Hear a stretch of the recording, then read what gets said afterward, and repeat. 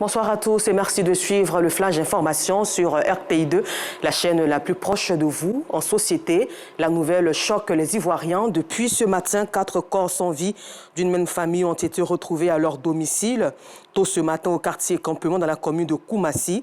Il s'agit bien de 2 enfants, l'un âgé de 8 mois, un de 2 ans et leurs 2 parents, selon Clarisse Kanyala, notre reporter sur le terrain. Jusque-là, la police n'a pas encore trouvé les raisons de ces décès.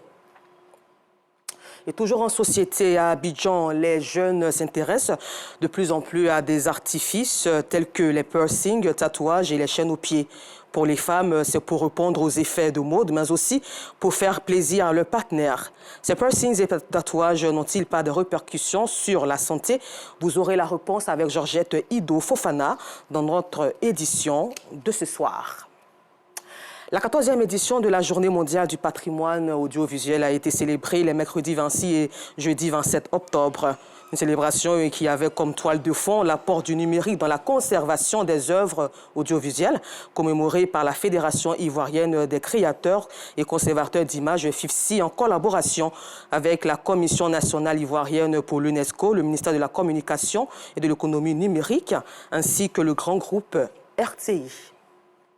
Le président du Conseil national des jeunes de Côte d'Ivoire et délégué de Cocody a organisé une rencontre avec les jeunes de sa commune pour échanger sur la citoyenneté. Et cette rencontre s'est tenue dans l'enceinte de la dite organisation. Joël Gousset y était pour RTI2. Réunis au siège du Conseil national des jeunes de Côte d'Ivoire, section Cocody, ces jeunes venus des différents quartiers de la commune ont été entretenus sur leur implication dans la vie de leurs différentes communautés. Une implication sous fond de bénévolat ou de volontariat pour des questions à fort intérêt. Diabaté Ibrahima, président du Conseil national de la jeunesse, interpelle les jeunes sur leur rôle dans le prolongement des actions du gouvernement. En dehors de tout ce que les pouvoirs publics font, en dehors de tout ce que les partenaires techniques et financiers font, les jeunes doivent se mobiliser pour le développement de leur communauté. Et donc nous avons lancé ce programme de volontariat, de bénévolat, pour que les jeunes contribuent, en dehors de toutes leurs activités professionnelles, en dehors de toutes leurs activités personnelles, à rendre notre communauté meilleure. Selon le président du CNJCI, cette phase a démarré dans la commune de Cocody. Elle consiste à renforcer l'action citoyenne. Il s'agira pour nous de faire en sorte que ces jeunes-là puissent mener des activités à fort impact au sein de leur communauté, de sorte à ce que le repli sur soi qui gagne du terrain soit en tout cas un vieux souvenir au niveau de nos différents départements. À terme, c'est de pouvoir couvrir toute l'étendue du territoire national de cet instrument-là, de sorte à ce que les jeunes eux-mêmes se disent « alors nous avons notre part à jouer dans le développement de notre pays ». Au sorti de cette rencontre, ces jeunes participants se disent satisfaits. Nous ne devons pas attendre la réaction ou les actions de l'État. Nous devons déjà nous-mêmes en tant que jeunes agir.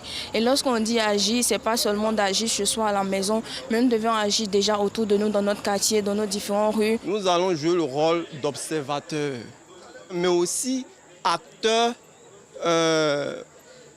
vis-à-vis de toutes les situations qui prévaut dans nos différents quartiers, que ce soit des actions à dénoncer, que ce soit des actions à saluer.